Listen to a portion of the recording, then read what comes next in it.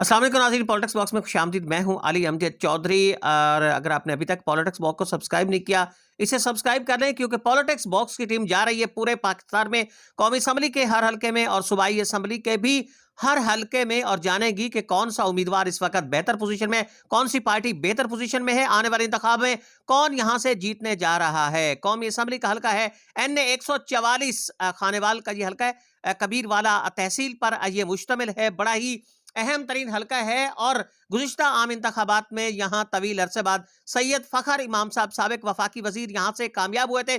उससे पहले बैरिस्टर रज़ा हयात हराज, वो भी वफाकी वज़ीर रह चुके हैं। इस हल्के से मुसलसल 3 बार उन्होंने कामयाबी हासिल की थी, और इस बार सैयद फ़खर इमाम आज़ाद हैसियत से जीते, और उसके बाद पाकिस्तान तहरीक-ए-इंसाफ का हिस्सा बन गए। इस हल्के की जुग्राफियाई सूरत हाल क्या है? ये हल्का कहाँ तक फैला हुआ है? इस हल्के की मौजूदा सूरत हाल क्या है? माज़ी के अंदर क्या रही है? और आने वाले इंतखाबात में इस हल्के की सूरत हाल क्या होगी? गुफ्तगू के लिए मेरे साथ मौजूद हैं ज़िला खानेवाल के इंतहाई अहम तरीन और नुमायाँ जर्नलिस्ट, साबिक सदर प्रेस क्लब कबीर वाला सैयद सजाद अकबर शाह साहब, डॉन न्यूज़ के डिस्ट्रिक्ट रिपोर्टर भी हैं। उनसे गुफ्तगू करते हैं। अस्सलाम वालेकुम शाह जी। वालेकुम अस्सलाम। शाह जी, बहुत शुक्रिया, आपने हमें वक़्त भी दिया।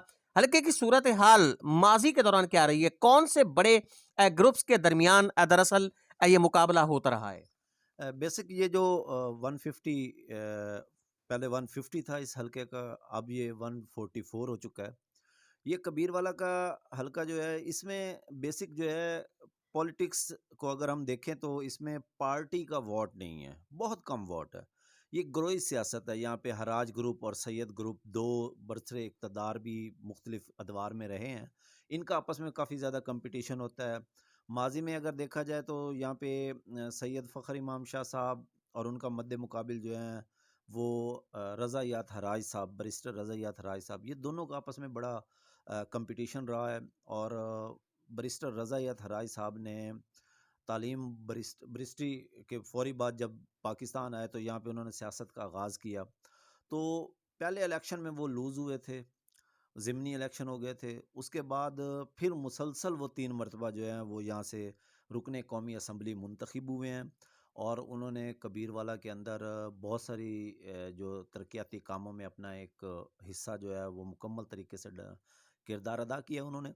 उसके बाद ये तकरीबन कोई 15 सालों के बाद ये सैयद हुसैन जहानिया और उनके पैनल में जो सैयद फ़खर इमाम शाह साहब, और पीपी में जो दूसरा उनका हिस्सा था उसमें डॉक्टर ख़ावल अली शाह साहब, ये सैयद पैनल जो है ये बरसर इक़्तिदार आया है। जुग्राफियाई सूरत हाल इसकी क्या है? तहसील कबीरवाला या फिर तहसील खानेवाल या मियाँ चन्नू, ये जहानिया का कोई हिस्सा इस हल्के के अंदर आता है?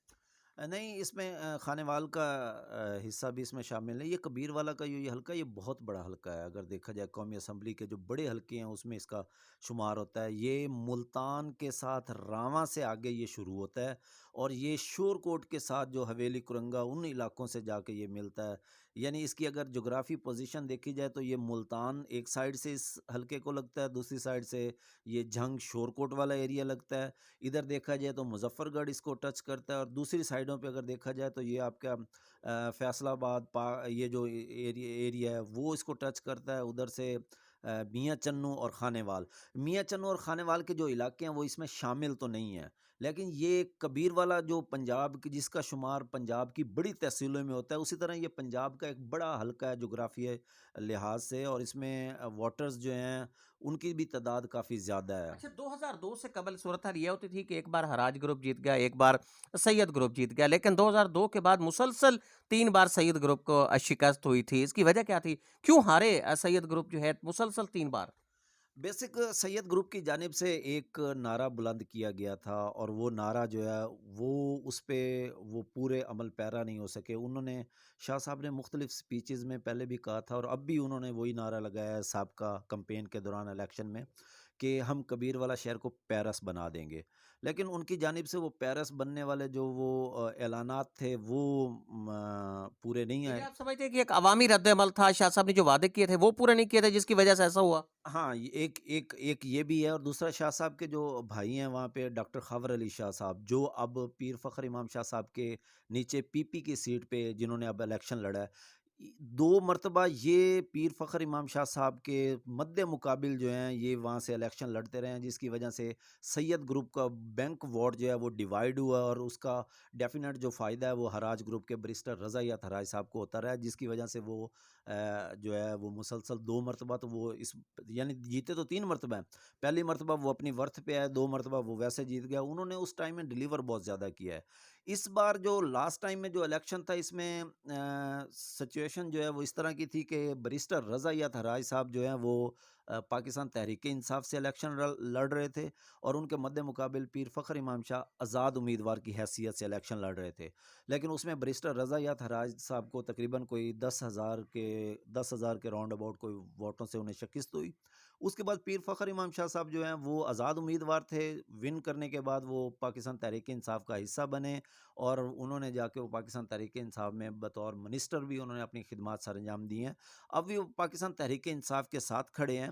अगर देखा जाए तो यहाँ पे अक्सर औकात हमने जो ऑब्ज़र्व किया है, यहाँ का वोटर जो है वो शख्सियत को लाइक करता है, पार्टी को अच्छा, नहीं। बड़ी तब्दीली आई है पूरे मुल्क के अंदर इसकी तब्दीली आई है। इमरान खान साहब का, पाकिस्तान तहरीक-ए-इंसाफ का वोट बैंक खासी हद तक बड़ा है। ये भी दावे किए जा रहे हैं कि खानेवाल के अंदर भी तब्दीली आई है। वाक़ई तब्दीली आई है या आपको लगता है कि अभी तक यहाँ तब्दीली के असरात नहीं पहुँचे? नहीं, ये बात बिल्कुल ठीक है कि पाकिस्तान तहरीक-ए-इंसाफ ने अपना बहुत ज़्यादा वोट जो है वो डेवलप किया है। अगर देखा जाए तो मुख्तलिफ़ सियासी जमातों से लोग छोड़ के तहरीक-ए-इंसाफ के साथ खड़े हुए हैं। तहरीक-ए-इंसाफ जिस तरह मुख्तलिफ़ इलाकों में ग्रोथ किया है, तो इसी तरह वो उसने कबीरवाला के इस हलके में भी उसने बहुत ज़्यादा अपनी एक शनाख्त और एक वर्थ डेवलप कर ली है।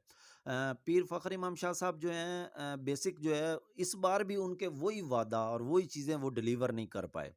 अगर देखा जाए तो शाह साहब ने जो वादे किए थे, मुख्तलिफ एक वादों का पूरा एक चार्ट बना हुआ है कि हम कबीरवाला में ये चीज़ डेवलप कर देंगे, कबीरवाला में पार्क्स बना देंगे, कबीरवाला के अंदर जो है वो मुख्तलिफ जो एक फ़ौजी पड़ाव का जो सबसे बड़ा इशू था, वो हम हल करके हम ये अवाम के हैंड ओवर करेंगे। इन चीज़ों को वो डिलीवर करने में वो आप नाकाम समझते हुए हैं कि हैं। माज़ी के दौरान ऐसा हुआ है कि उन्होंने डिलीवर नहीं किया, मुसलसल 3 इंतखाब हारे, इस बार भी डिलीवर नहीं किया, तो अगली बार का नतीजा क्या हो सकता है फिर? शाह साहब के खिलाफ आ सकता है, क्या सूरत-हाल हो सकती है? नहीं, अभी तक कुछ नहीं कहा जा सकता। अगर शाह साहब पाकिस्तान तहरीक-ए-इंसाफ में खड़े होंगे, क्योंकि तहरीक-ए-इंसाफ का एक वोट इस वक़्त सामने आ रहा है हुँ। और वो वोटर जो है वो इमरान खान को उसने सपोर्ट करना है। इमरान खान जिसको टिकट देगा वो बंदा विन शाह साहब करेगा। मुझे ये बताएँ, ज़िला खानेवाल के इस हलका जो एन 144 है, यहाँ की सूरत-ए-हाल होगी क्या? शाह साहब का इन्हिसार पाकिस्तान तहरीक-ए-इंसाफ का होगा या फिर पाकिस्तान तहरीक-ए-इंसाफ का इन्हिसार सैयद फ़खर इमाम साहब पे होगा?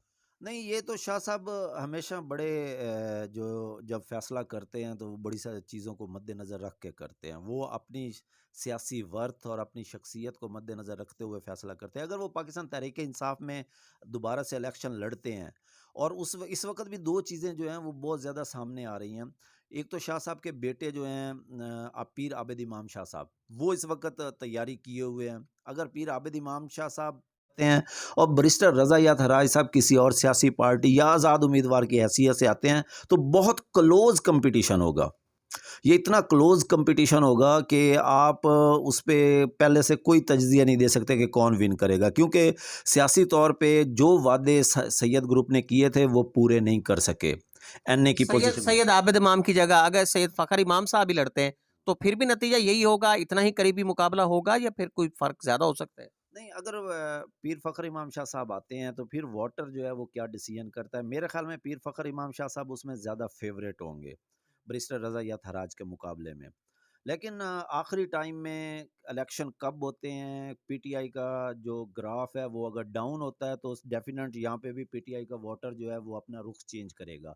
अगर उसका ग्राफ इसी पोजीशन में रहा तो फिर यहाँ पे तहरीक इंसाफ के टिकट से जो शख्सियत आएगी वो फेवरेट करार पाएगी। सादात का जो इत्तेहाद हुआ था माज़ी के इलेक्शन में, गुज़िश्ता आम इंतख़ाबात में, आप समझते हैं कि वो इत्तेहाद बरकरार रहेगा या कहीं न कहीं से फिर दरार आ सकती है इसमें? नहीं, अभी तक तो इत्तेहाद बरकरार नज़र आ रहा है और हम जो इक़्तिदार है उनका और जो उनके मुख्तलिफ़ छोटे-छोटे इश्यूज़ हमने देखे हैं, वो सारे हल हो चुके हैं। इसलिए सैयद ग्रुप एक प्लेटफ़ॉर्म पे खड़ा है। लेकिन उसके मद्देमुकाबले बैरिस्टर रज़ा यात हराज ने जो अब तक चीज़ों को टैकल किया हुआ है, उन्होंने अभी तक ये ऐलान नहीं किया कि सरदारपुर वाली जो सूबाई असम्बली की सीट है, उस पे अकबर जो इनके छोटे भाई हैं अकबर हयात हराज, वो इलेक्शन लड़ेंगे या वहाँ पे सरगाना फैमिली से कोई शख्स आके इलेक्शन लड़ेगा, इसका अभी तक ऐलान नहीं किया। और दूसरा जो सबसे बड़ी बात है कि कबीर वाला का जो पीपी का हलका है पंजाब असम्बली का, उससे फ़ख्र यानी उसमें आप देख लें कि उसमें कौन शख्सियत बैरिस्टर रज़ा यात लेके आते हैं या खुद इलेक्शन लड़ते हैं। अगर वो खुद इलेक्शन लड़ते हैं तो काफ़ी हद तक टफ हो जाएगा। एजाज अली राजू त्रगड़ साहब भी बड़े उनके प्रोवोकेटिव सपोर्टर थे हराज ग्रुप के, वो भी इंतखाब लड़ने का ऐलान कर चुके हैं। तो आपका क्या ख्याल है कि अगर उन्हें टिकट नहीं मिलता, हराज ग्रुप उनके साथ नहीं होता, या फिर वो हराज ग्रुप के साथ नहीं होते, तो ये कितना असरअंदाज हो सकता है? अगर राजू त्रगड़ और उसके बाद रुबीना गर्देज़न मोहतरमा साहिबा जो इलेक्शन लड़ रही हैं, ये काफ़ी ज़्यादा डैमेज करेंगे सैयद हुसैन जानिया गर्देज़ी साहब के बैंक वोट को। और इससे अगर मैं समझता हूँ कि अगर सिनेरियो इस तरह बने कि उधर से राजू त्रगड़ और रुबीना गर्देज़न ये 2 आ जाएँ, तीसरा राना इरफ़ान हो, चौथा हुसैन जहानी और पाँचवें पीपी की सीट पे, पंजाब असेंबली की सीट पे अगर बैरिस्टर रज़ा यात हराज साहब आते हैं, तो इसमें बड़ा कॉम्पिटिशन डेवलप हो जाएगा बैरिस्टर रज़ा यात हराज साहब और सैयद हुसैन जानी गर्देज़ी साहब के दरमियान। अब आप समझते हैं कि मुकाबला बैरिस्टर रज़ा हयात और हुसैन जहानिया के दरमियान हो सकता है? हाँ, फिर उनके दरमियान जो पीपी की सीट है उस पे बड़ा कंपटीशन होगा। क्योंकि जहाँ-जहाँ से सैयद हुसैन जानी गर्देज़ी साहब को ज़्यादा पॉकेट वोट मिलता है, वहाँ-वहाँ पे रुबीना गर्देज़ी, राना इरफ़ान और राजू त्रगड़ ये बड़े ज़्यादा असरअंदाज़ होंगे। तो इससे जो है सैयद हुसैन जानी गर्देज़ी साहब का जो बैंक वोट है, वो डैमेज होगा और उनके हरीफ जो भी इलेक्शन लड़ रहे होंगे, उन्हें काफ़ी हद तक इसकी फ़ायदा वजह होगा। क्या है कि राजू त्रगड़ साहब वो बड़े प्रोवोकेटिव सपोर्टर हैं हराज ग्रुप के, लेकिन वो वोट पे असरअंदाज होंगे सैयद हुसैन जहानिया के, तो ये कॉन्ट्रडिक्शन क्यों है? वो इस वजह से कि राजू त्रगड़ जो है वो एक यूनियन कौंसिल में बतौर त्रगड़ फैमिली का एक बड़ा वोट भी है। त्रगड़ फैमिली जो है वो काफ़ी हद तक सियासी जो है अपना किरदार अदा करते हैं। तो एक यूनियन कौंसिल के वो चेयरमैन भी हैं और वहाँ पे उनकी अच्छी खासी वर्थ है। अगर वो अपनी यूनियन कौंसिल भी टैकल कर लें और साथ वाले 3-4 और यूनियन कौंसिल अगर वो टैकल कर लें तो वो बहुत ज़्यादा डैमेज कर जाएँगे किसी न किसी शख्सियत को, जो उनके मद्दे मुकाबिल होगी। अब उसमें डैमेज कौन होगा? मेरा ख़्याल है, मेरा नज़रिया है कि उसमें डैमेज सैयद हुसैन जानी गर्देज़ी साहब होंगे। सैयद हुसैन जानी गर्देज़ी साहब ने माज़ी में भी और अब भी उनकी बड़ी शराफ़त वाली और बड़ी वर्किंग किस्म की उनकी पॉलिटिक्स रही है। उन्होंने बेशक हराज ग्रुप को छोड़ दिया, फ़ख्र इमाम में गए, सैयद ग्रुप में जाके शमूलियत की। सैयद ग्रुप उससे बहुत ज़्यादा मज़बूत हुआ है।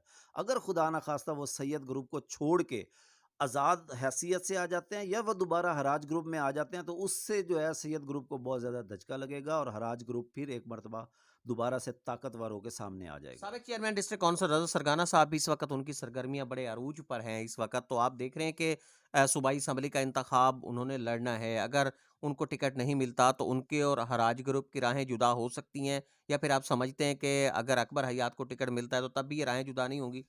नहीं, माज़ी में अगर देखा जाए कि सरगाना साहबान की जो सियासत है वो बड़ी शराफ़त वाली और बड़े मोहब्बत वाली और यकजान होके खड़े होते हैं। इन्होंने कभी अपना ग्रुप तब्दील नहीं किया।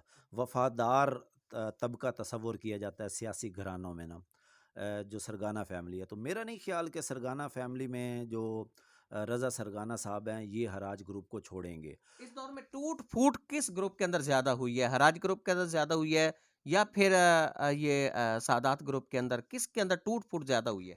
नहीं, टूट-फूट दोनों ग्रुपों की तरफ से जा रही है। कुछ लोग ऐसे हैं मिज़ाजन जो इक़्तिदार के अंदर रह के जिनकी तवक्कुआत, उम्मीदें पूरा नहीं होती, वो छोड़ जाते हैं। कुछ ऐसे होते हैं जो अपोज़िशन के अंदर रहकर उनके मसाइल और उनके मसले जो हैं वो हल नहीं हो रहे होते, वो इक़्तिदार की तरफ जा रहे होते हैं। ये दोनों जानिब से आना-जाना लगा हुआ है। आखिरी टाइम में पता चलेगा कि कौन बंदा किस चीज़ को बेहतर अंदाज़ में टैकल करता है और अपनी जो है फ़तह की तरफ अपना अगला कदम बढ़ाता है। सैयद सज्जाद अकबर शाह साहब हमारे साथ थे, डॉन न्यूज़ खानेवाल के डिस्ट्रिक्ट रिपोर्टर हैं, और उन्होंने बड़ा एक जानदार तज्ज़िया भी किया। उनका ये कहना था कि इस वक़्त सूरत-हाल अभी गैर यकीनी का शिकार है। आने वाले जैसे-जैसे इंतखाबात नज़दीक आएँगे, उसके बाद ही सूरत-हाल वाज़ेह हो सकेगी कि हल्का एनए 144 खानेवाल से सादात ग्रुप इस वक़्त मज़बूत है या फिर हराज ग्रुप है, क्योंकि इस वक़्त तोड़-फोड़ का अमल दोनों ग्रुप्स के अंदर जारी है। कोशिश ये की जा रही है कि ज़्यादा से ज़्यादा जो धड़े हैं, उनको तोड़ा जा सके, ताकि अपने आप को मजबूत किया जा सके। इस हल्के के हवाले से हमारा तज्ज़ियों का सिलसिला जारी रहेगा। फिलहाल इजाज़त दीजिए। अल्लाह निगहबान।